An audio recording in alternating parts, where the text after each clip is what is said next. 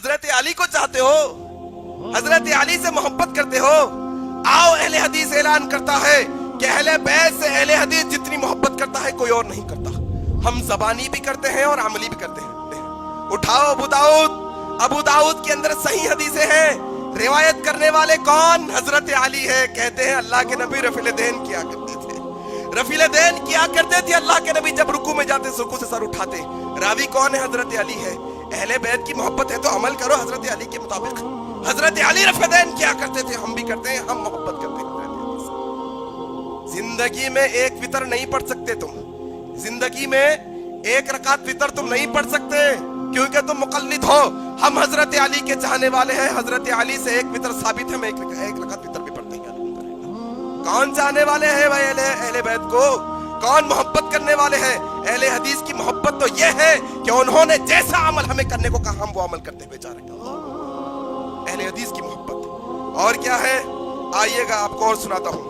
امام کے پیچھے سورۃ الفاتحہ پڑھتے ہیں کیا؟ محبت کا دعویٰ خالی کافی نہیں ہے. اما عائشہ صدیقہ اہل بیت سے ہے.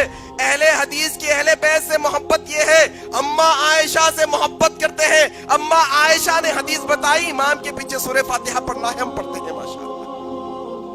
یہ محبت ہے اصل اہل بیت سے کہ انہوں نے جو عمل کرنے کو کہا ہم وہ عمل کرتے ہوئے جا رہے ہیں.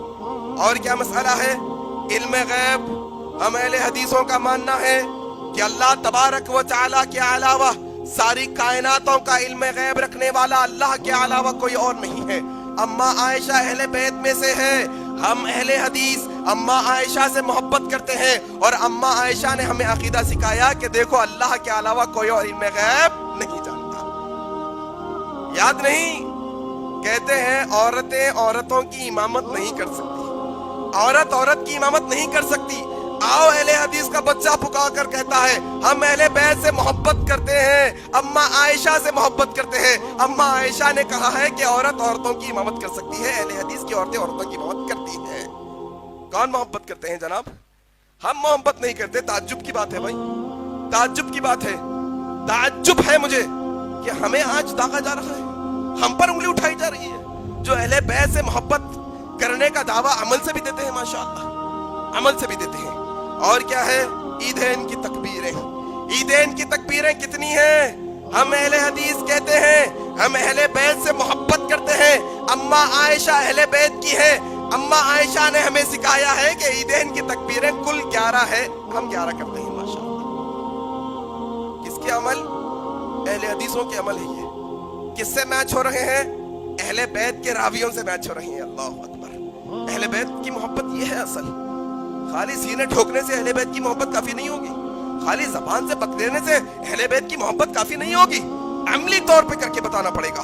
آؤ میں تمہیں بتاتا ہوں. کون؟ عباس رضی اللہ تعالیٰ عنہ. ان کے بیٹے کون؟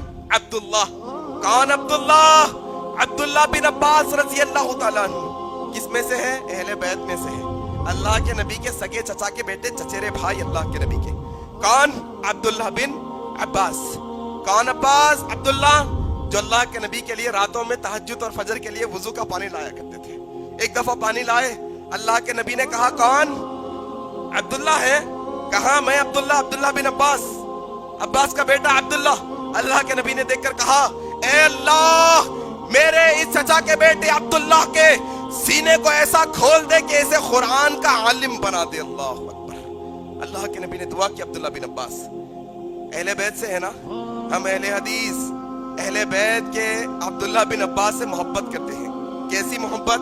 عبداللہ بن عباس نے کہا کہ نماز جنازہ میں امام کے پیچھے تم کھڑے ہوں گے تو سورہ فاتحہ ضرور پڑھیں گے, سورہ فاتحہ پڑھو گے.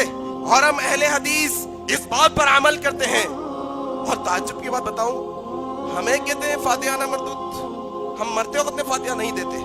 ہم تو ہر نماز جنازہ میں اہل حدیثوں کی فاتحہ پڑھتے ہیں, سورۃ الفاتحہ. کون نہیں پڑھتے؟ جا کر جانچ لو. عبداللہ بن عباس کا یہ حدیث جس کے راوی عبداللہ بن عباس, انہوں نے کہا کہ جنازے کی نماز میں سورۃ الفاتحہ پڑھنا چاہیے.